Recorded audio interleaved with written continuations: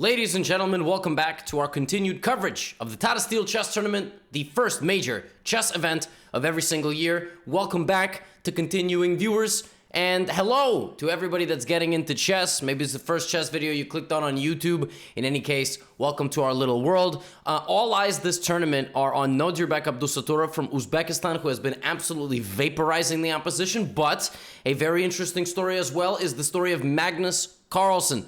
Best player of the generation, lost 2 games in a row. Will he make a comeback? Will the GOAT prove exactly why he has that status? Stick around to find out. Why does Levy stare at the camera at the beginning of every video? Well, listen, I'll tell you that maybe at 3 million subscribers, so you know what to do. Go look down, maybe hit that button. As always, I've got 4 games for you today. Sit back, relax, throw me up on your living room TV, on your laptop, put the phone down in the shower, hopefully no water hits it, and just listen to the chess. All right, your appetizer game of the day, round number 8 of 13. Yes, they got to play 13 games of chess, not in one day, is Gukesh D versus Parham Maksudlu. Gukesh has had a rough event. Gukesh's name is also Gukesh Domaraju, but officially it's listed as Gukesh D, and it always reminds me of Grand Budapest Hotel, Gustav H. Superstar young guy from India. He plays D4, and Parham plays the super weird H6. So let me tell you something right now. If one of you played this move, I would recommend your coach smack you, all right? But they can play it. H6 is a really peculiar move. It prevents various bishop g5s, but that's really all it does. I mean, it's essentially, black is trying to play in a way that's like provocative and weird, and it gets the people going, you know, castles, d5, and now we have this little tension of pawn cube going on in the center, which very quickly clears out. I almost said quickly clears out. That's not what I was going for there. Bishop takes back on c5. We have b3, knight c6, bishop b2, bishop g4, and the following position from the opening. So, who is better and why? Excellent question. I will answer it because I'm the guy on camera and you're the person watching. So, white is a touch better. The reason for that is that this is an isolated pawn, and isolated pawns can be blockaded. As long as the square in front of it is sufficiently covered, it won't be able to move forward. Then I will try to trade the bishops, and I will try to trade knight for bishop, and so on and so forth. And then, you know, and then I'm going to take queen takes pawn in the future, and I'll simply be up a pawn. So we have rook c8, knight a4, bishop c7. Knight moves to c5, which attacks this, and life is good, all right? Life is very nice. Parham here takes the knight on f3 and tries to trade bishops. Now, white really, even though I just said would kind of like exchanges and blockading this pawn, you don't want to rush into all that because then black is going to move the queen, get active, shove this pawn forward. You don't really kind of want that. So instead we have this. And as I said, it's all about blockading the square, so that pawn cannot move forward. So white's game plan now is going to be to play rook d1, knight f4, win the pawn. And if the pawn ever moves forward, I'll take the knight, then I'll take the pawn. So Gukesh is doing a very nice job. Little masterclass here of how to play against the isolated pawn. We have both rooks coming. And now Parham's like, look, if I just sit back, Gukesh is going to go here, here, here, here, take the pawn, maybe get the knight, whatever. So he says, all right, g5. He says g5. I mean, he just doesn't say it out loud. That'd be really weird. They don't do that in, you know, in top chess. It's not like Yu-Gi-Oh! I summon! No, they don't. I play pawns, that you'd get smacked. No. So g5, b4 played, and, you know, Gukesh just does what he, I mean, so we have all of the plans that Gukesh wanted to do. We just don't have knight f4. This is not really to start an attack on the king as much as it is a preventative measure, but when you push a pawn in front of your king, every time a move is made in chess, this is one thing you need to think about. A move does something and also stops doing something, okay? It stops guarding this and this, and just in general opens up a lot of space, right? So b5, Gukesh still going for his attack on the queen side, and finally this move d4. I've talked about this throughout this video. Will this move solve black's problems? Once again, for another game in this tournament, Gukesh is kind of losing the edge. All right, he's being slightly outplayed in the middle game. He's having a rough event. He's 1.5 out of 7. So Parham starts taking the game over. Gukesh takes the pawn. But suddenly Parham plays knight c3. Oh my, now he didn't blunder that. Gukesh didn't blunder that. Both rooks are now hanging. We have knight d1, and now we have queen takes c7. Queen e1 check. What is going on? The king goes here, queen f2 check. It's a miracle Gukesh has not made it, and black plays rook takes d4. I mean, black's pieces are swarming. Gukesh has not moved the rook in 35 turns. The rook just hasn't moved. Get in the game, bozo. We have queen b7, so now this pawn's gonna go. Gukesh finally moves the rook. Rook c2 is mate. This guards. I mean, how is black not mating white here? Every piece is coming in. King h1, knight f5. Oh my goodness, the only way to stop is to check. And Gukesh is like, I don't know what to do. I'm gonna play a6. I mean, I just gotta go make a queen. Knight takes, wait a minute. What about knight takes g3 and coming back, but then a7? Yes, but then rook a2 apparently was saving the day. And the point is that, let's say you make a queen, then I take. You have to do this, and then I have check here, double check here, mate. And I think that's what was missed. I think that idea was missed. Instead, he played rook a2 first, and now it's probably a draw, but he had to go back. He went forward, and now g4. The point is that now if you give me this check, you can't go back. But it's even worse than that. I can take your knight. And then I check you. I mean, this is unbelievable. Gukesh's pieces were completely dead in the corner of the board. Completely dead. And yet they still had venom in them. g4, knight e3, he gives a check. And folks, make no mistake, mate is coming to the white king, but it's actually mate first to the black king with bishop d5. And black resigns because if you take, suddenly my rook comes alive while my queen is hanging and mate is threatened. Chess is so cruel. It's mate on the next move, king h7, queen g7.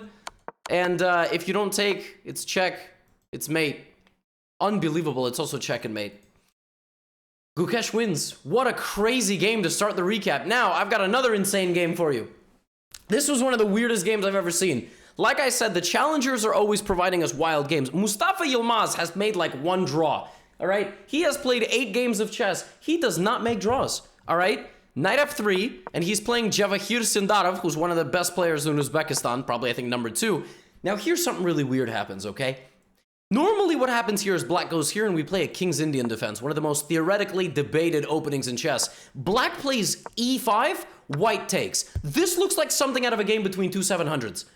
I mean, did black just not see that the pawn could be taken? No, obviously black saw that. This is a line. Essentially, black is saying, well, I'm not going to let you go d4. The only way to call the bluff on the position is to take my pawn. The problem is that now I can either go knight e4 right away and it's very sharp and I win my knight back, or I'm going to castle and then rook e8 and I'm going to use the fact that you don't have a lot of development.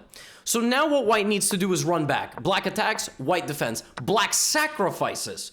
Because if you take with anything, it doesn't really matter. I'm going to play f5 and I'm going to get to your king. So when everything is said and done, all this happens, this is the position.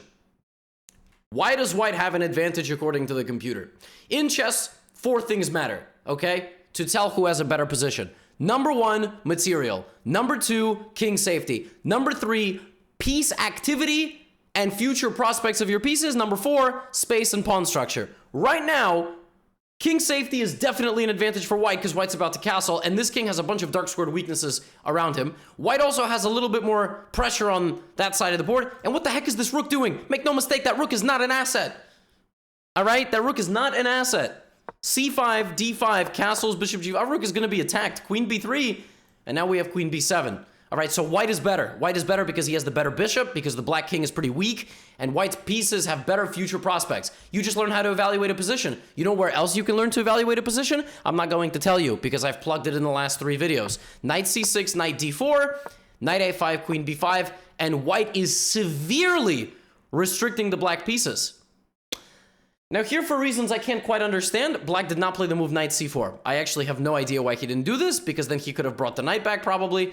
Actually, if knight d6, I guess there's queen d5, but this looks very natural. Instead, Jurriaan played queen d6. Bishop g5, and now the bishop comes back. Very weird stuff. I told you, a very strange game. f3 is a threat. This knight has no moves. Now black comes back. Now b3. Now the knight just cannot move at all. So black's pieces completely tied down. You can kick my queen out. Watch what I play here. Instead of sticking around and defending his pawn, he moves his queen away from the pawn into a discovered attack, but no discovered attack works because if you play something like rook e1, I just take on f5. So knight c6 back, take, f3, attacking the rook. However, Javakhir Sindarov, longtime Gotham subscriber, knows about danger levels. You're attacking my rook, I'm going to counterattack your queen because it's worth more than my rook. However, since he's a longtime Gotham subscriber, he knows how to make bad moves, so knight e5 was not the best move. Apparently, he should have just went back to e7. Very weird game. Knight e5, queen c2, and now essentially black's rook is stuck in the center of the board. Like, I don't exactly know what he missed. Well, you're about to find out what he missed. He missed one of the weirdest things I've seen in a high-level game. So the rook is just trapped. The only move that the rook has is this. Why did he not just very calmly back out of the position and lose this pawn? I don't know. You'll have to ask him. And he probably won't respond because he doesn't know you exist. So, knight e5, rook h4. Now, the idea is very clear, okay? Here's the only problem. The idea doesn't work at all. It just does not work. Now, if he wanted to justify the idea, what he should do here is move his king, bring the other rook, and basically just hope that this attack works. It won't, but he can hope.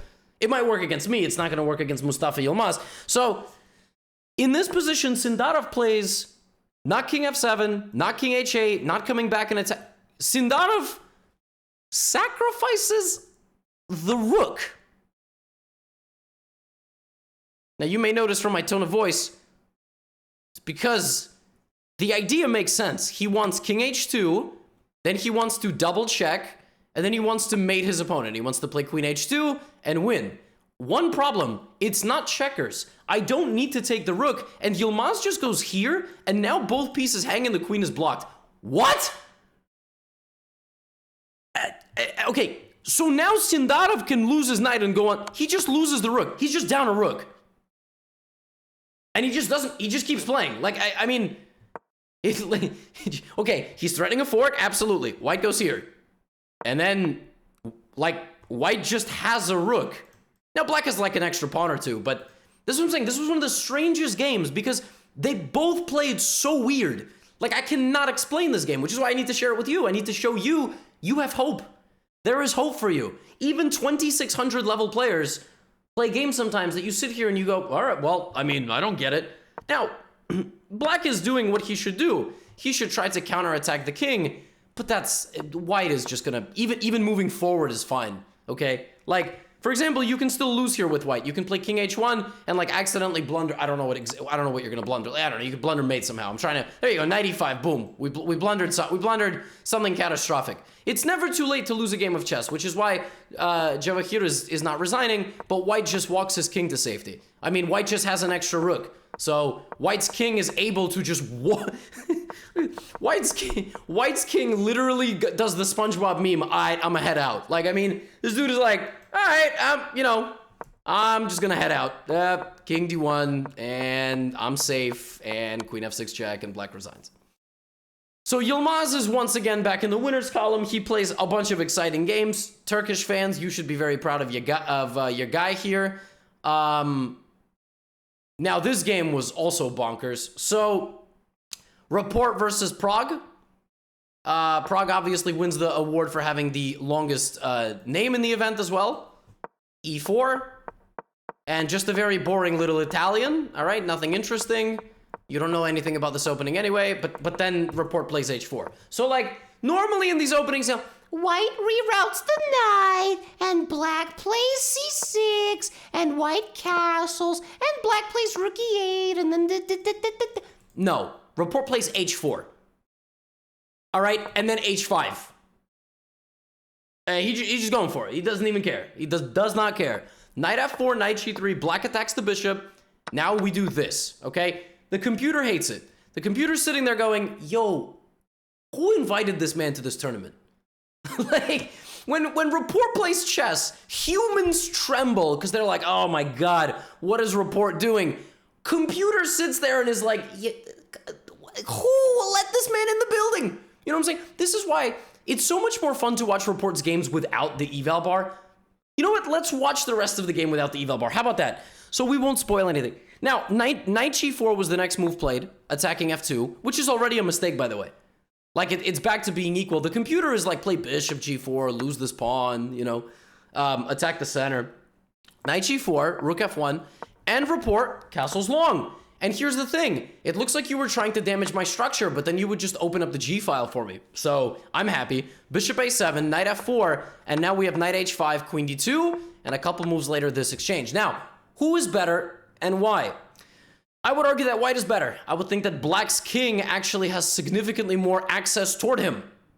And here, Pragg should have known what he was doing was going to backfire. Because bishop g6 is the tough move to play, but I got news for you. This looks scary. When you decide to do this, you best be damn sure you ain't getting posterized. You know what I'm saying? He takes on f3. He's like, Rapport, I think you got nothing. I'm going to do the stockfish method of defense. Just take a pawn. Here's the problem. Okay, not only does Rapport absolutely have an attack, and he has opposite colored bishops. Opposite colored bishops benefit the attacking player because the defending side can't defend against the bishop. So since these bishops are opposite color, Rapport has a good situation here and a closed center. This bishop will be sealed off from the game with the move d4, and Rapport just needs one more pawn. And so what he does here is he very slowly kicks the queen out. Now, you will notice that Pragg just played king f8. Do you know why Pragg just played king f8? Remember the last game? I'm a head out. Yeah, Pragg literally is like, I'm gonna dip. Like, I'm out of here. All right, bishop d1, f4. This man Pragg just plays king e7. He's like, what? d4, he just keeps going. e5, I mean, what is happening here? This is nuts. I mean, Rapport was like, he probably was like, what is going, all right, rook g2, now I'm gonna attack this. Why is the king in the center? g6, he's like, all right, that's called a hook. f5, a hook is a pawn in the enemy position that your pawn can target so that that pawn has to make a decision to open up. All right, so either this pawn goes here and allows e6, or that pawn takes, and that's a weakness and the g file is open. So the rook gets in, and now the pawn gets in, and now the bishop gets in. I mean, this is a scintillating attacking performance from Rapport. Although Stockfish hated that move, I think Stockfish wanted him to just take this pawn, not like that with the queen. Bishop h5, he gets this, and the pawn walks in, and now Rapport does what every good attacking player does. He takes a bow live in the room. Like, super pretentious, but sometimes chess players, you know, they just get up and they just do this in the middle of a game. All right? I'm just kidding. They don't ever do that. If you do that, that would be tremendously embarrassing and very cringe. But you should try to do it at your, like, go to your local chess tournament, beat a 6-year-old, not physically, and then just bow, like in front of everybody. Queen e3, and Pragg realizes that, all right, queen e7 and queen e8 are both coming. Like, the defense is going to be stripped here. By the way, bishop just played zero role in this game whatsoever. Like, literally. That bishop played no role. And he has to sacrifice, and Rapport just trades the queens. This is a winning endgame because Rapport seals off that side of the board. He's going to pick off these two pawns, and he has rook in 4 versus bishop in 4. Rook versus bishop is a draw. But not with 4 pawns. 4 pawns are too many. You're going to just slowly encroach, take away space, and hunt these pawns down. And here's something really weird happened. Pragg actually lost on time. Like, this is move 40 for black. If Pragg had made his move here, he would have gained extra time. But he sort of just sat there, and I guess he just didn't realize that, you know, or he just, you know, did an IRL rage quit when you just let your time. I don't think he actually did that. Like, when you just let your time run out to 0. You've all done that. Your opponents have done that. But I don't think he, I mean, I think he just, I guess he thought he already made 40 moves. Had he not, the game would have went, you know, bishop b8 and then rook f7, he would have taken, like I said, he would just, and white would probably do something like this to split the pawns. And then you would just go here, here, and very slowly and methodically win the game. But there are drawing chances. I mean, also, you do not have to take on d5. You could play c5 check. But you do need to be careful about a fortress. Like, there are actually some positions where you could accidentally stalemate your opponent. In fact, just very hypothetically, I really, I feel like this is a fortress. Like here, white cannot make progress. I don't think. Unless white can do something like this, probably, right? Yes. But and then like get over here. But I feel like this bishop would have come out. Like I think. Anyway, I'm doing all sorts of stupid stuff. It doesn't matter. But that's why 4 pawns is winnable, because you just encroach your opponent, you'll win. Anyway, you don't have to know anything about this. Just beat your opponents in like 15 moves with the Vienna opening. So Rapport wins. And that brings me to, of course, the final game of the day. What beast have we created? Magnus Carlsen lost 2 games in a row in this tournament. And I absolutely 100% shamelessly created this thumbnail. Oh, I didn't make the thumbnail. But, you know, this whole, is Magnus Carlsen done, blah, blah, blah. No, that's all for, you know, dramatic effect and for people to click and go, what? Magnus? No, I mean, obviously, you know the drill. You guys all like a sport. Football, American football, basketball. A player has a bad game or two, their career's done, they're washed. You know, it's why everybody talks about LeBron, even when the Lakers are 13th out of 15th place or something. We're going to talk about Magnus until he stops playing chess, and then maybe even then we'll talk about him. So this is a rematch of a World Chess Championship.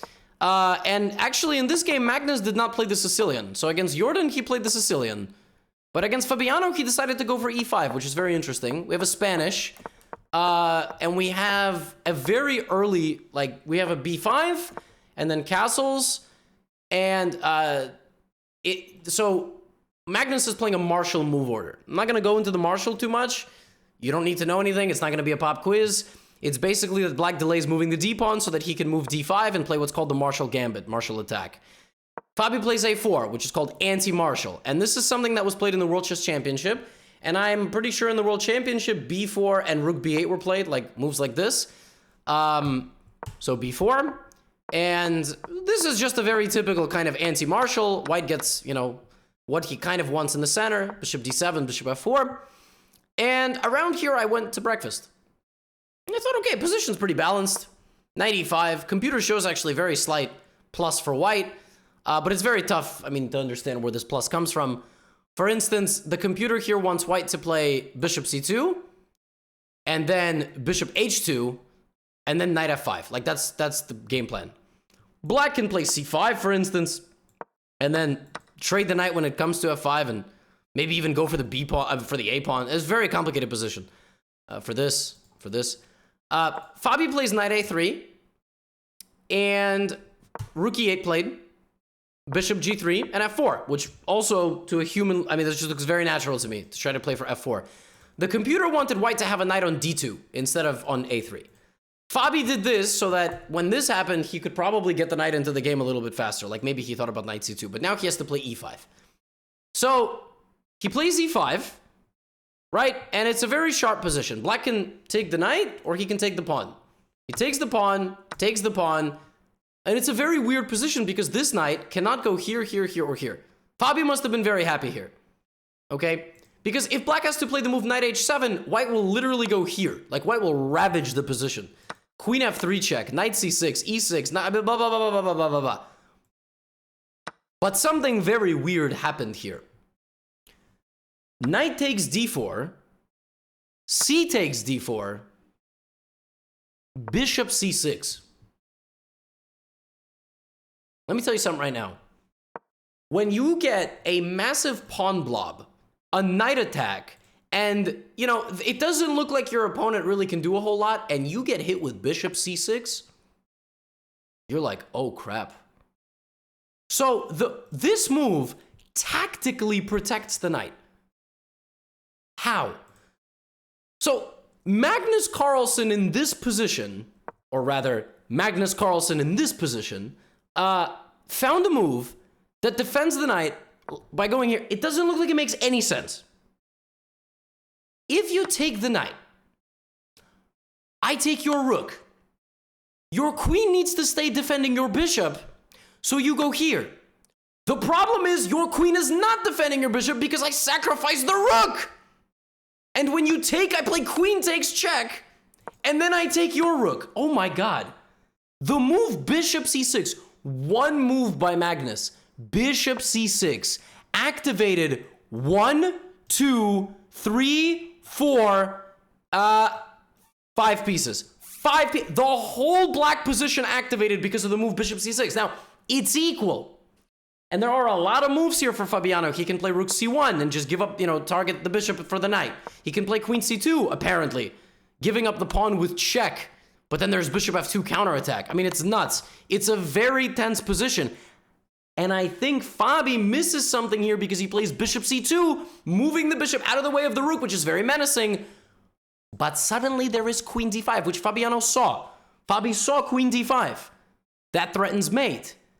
But after rook e2, the knight survives yet again with the move rook b4. You once again cannot take the knight because rook e2, queen e2, and then I have queen d4 and I win the rook. Unbelievable. Rook b4, and there is no way to defend this. Just no way. If you play bishop f2, that's great. You guarded a pawn. You hung mate in one instead, bozo. So king h2, this, Magnus jumps in. Unreal. Just out of nowhere. Out of absolutely nowhere. It's like Francis Ngannou throwing haymakers on heavyweights. Takes, and Fabiano tries to bail out into an endgame, which makes sense because, you know, he's only a pawn down in an endgame. But the problem is that his pawns are hopeless, and black has a c-pawn, and black has the two bishops. Black has every endgame advantage imaginable. All his pieces are of a higher quality. Rook b5, and I mean, white just can't make any moves. So Fabi tries to sacrifice the pawn and take, but rook c5 hits both pieces, and bishop d5 ends the game. It ends the game because it's not that I'm going to go here. I'm just going to trade and play bishop b4.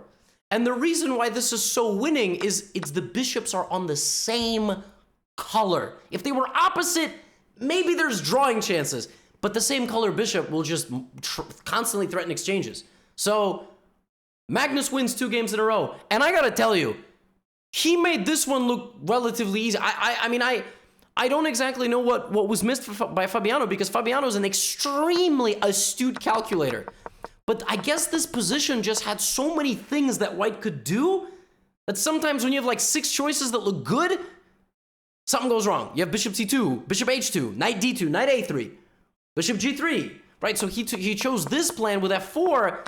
And like I said, when you have a position that looks absolutely perfect and a man does this, it's sometimes hard to recover. So Magnus has now won 2 in a row. Yeah.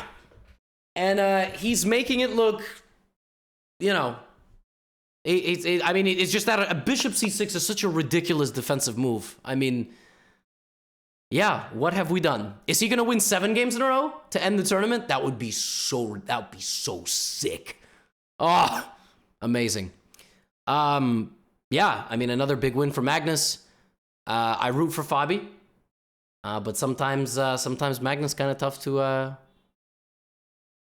crack, and he seems to be in rampage mode right now. I'll see you in the next video.